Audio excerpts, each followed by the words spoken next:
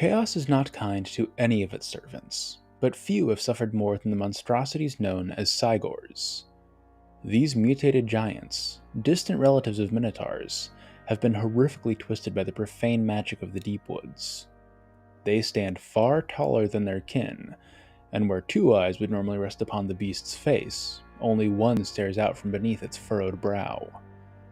Their solitary eye can see the winds of magic with perfect clarity. This ability, known as Ghost Sight, is not a gift, but a curse. In return for seeing the winds of magic, Saigors can barely see the world around them. To one of these monstrosities, the mortal realm manifests as a confusing mass of indistinct shapes and blurred colors beneath swirling eddies of arcane energy. This makes them terrible hunters, as they can hardly see their prey. As a result, Saigors are perpetually on the edge of starvation. If that wasn't enough, watching the raw essence of chaos flicker about the world has driven every Saigor irrevocably mad. They wander the deep woods of the old world as blind, starving wretches, uprooting trees and creating a path of devastation as they blunder through a world they will never truly know in pursuit of prey.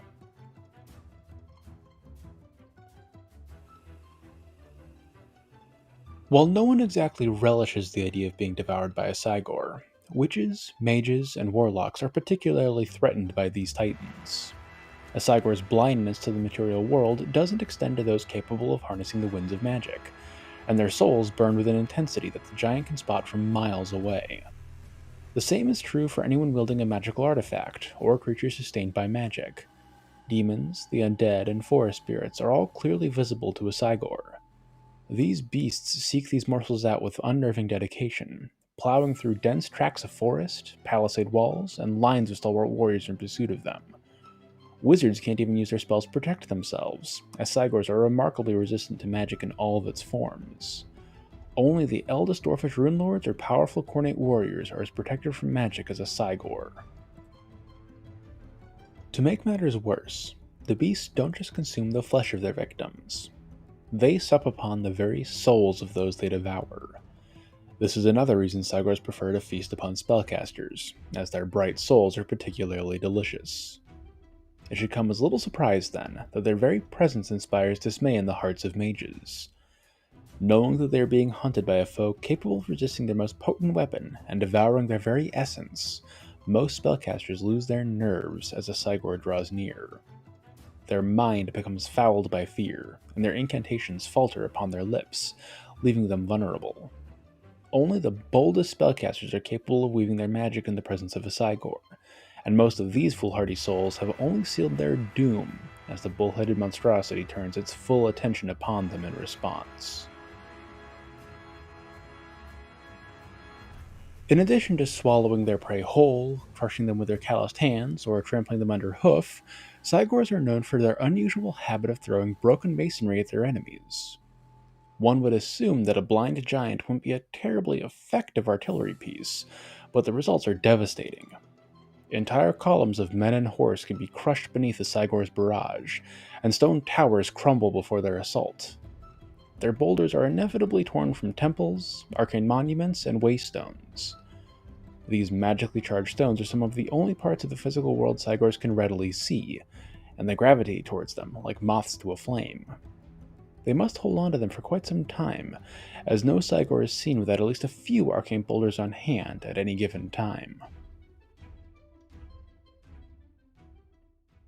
Unsurprisingly for Minotaurkin, Saigors are most commonly encountered amongst the barbaric herds of the Beastmen. Their simple-minded hunger is right at home amongst the cloven ones, and Bray shamans are capable of calling them forth with unholy magic. While they can be found anywhere in the old world with sufficiently thick forests, Saigors are noted as being especially prevalent amongst the brayherds of Bretonnia. They emerge from the forest of Arden and Athaloran, eager to tear down the castles of proud barons and dukes and feast upon the men within.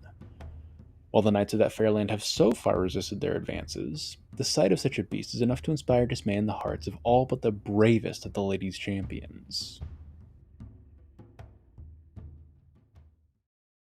In Total War Warhammer, Saigors are a monstrous artillery piece on the Beastmen roster. Weighing in at 1,550 gold in multiplayer, they hurl rocks up to 400 meters across the battlefield. Befitting their blindness, Saigor's accuracy isn't fantastic, but when they do hit, they can seriously damage regiments of infantry and cavalry with a lucky shot. Saigors aren't slashers in melee either. Just like the dinosaur ballista of the lizardmen, these one-eyed giants are perfectly capable of fending off light cavalry and hound units that would otherwise tear apart most artillery pieces. Their large hit point pool, predominantly armor-piercing weapon strength, and ability to cause terror mean Saigors can hold their own against medium and heavy cavalry that manages to catch them too, though they'll often need help from minotaurs or razorgors to win those fights. They also have a baseline melee attack of 44, which is surprisingly high for a monster that can't really see the mortal world around them.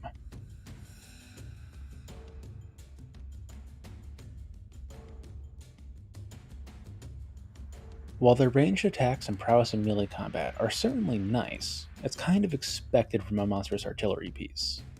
Saigors, however, have a few bonus abilities to go along with their lore as mage-eating monstrosities. First, they have 25% spell resistance.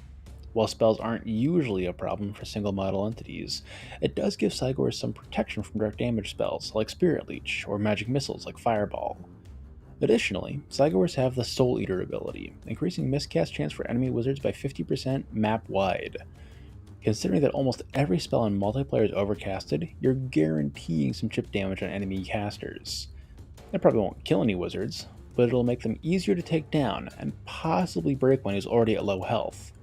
You may not notice Soul Eater every game, or even any game, but it'll be helping you in the background in pretty much every match. That's not to say Saigors are a must-pick on the Beastmen roster. They still have plenty of weaknesses. Sure, they can do damage to whoever is sent to shut them down, but they're still fairly squishy. A Saigor's low armor and melee defense means that most units to get into melee combat with them can still do some damage, even if they lose the battle in the end. Saigors are also more expensive than most of their artillery pieces.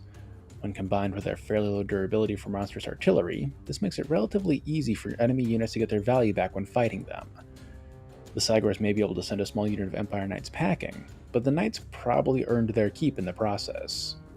Similarly, if a unit of archers, gyrocopters, or pistoliers get into range, they can quickly cut the lightly armored giant down to size. I'm not saying Saigors are bad, but you'll definitely need a screen for them if you want them to be successful. Oh, and God help you against flying anti-large units. Pegasi Knights are a nightmare for these guys. With that, we've come to the end of our overview of Saigors, one of the more innovative monsters in the Warhammer world. Normally that honor goes to the Skaven, even though they normally boil down to, what if we did something normal but added rats to it? But Saigors really aren't like anything else I've come across in fantasy. They're obviously an homage to the Cyclops, but making them bull-like, borderline blind artillery pieces that can eat your soul isn't something you encounter too often in the genre. It's a neat twist, and I like them. I can't say I like fighting them though. It could be because I play dwarfs without gyrocopters, but their rocks pack a hell of a punch. Sure, cannons can bring them down, but in the meanwhile they're squishing a quarter of units of ironbreakers with every rock they throw. Disgusting. Anyways, that's all I have to say for today. As always, thank you to my lovely patrons, Emmy and Golden Gander. You are the mages to my Saigor, your souls eaten to fuel my blind stumblings across the Warhammer setting. Until next time, this has been Sigmar Has Chosen, signing off for now.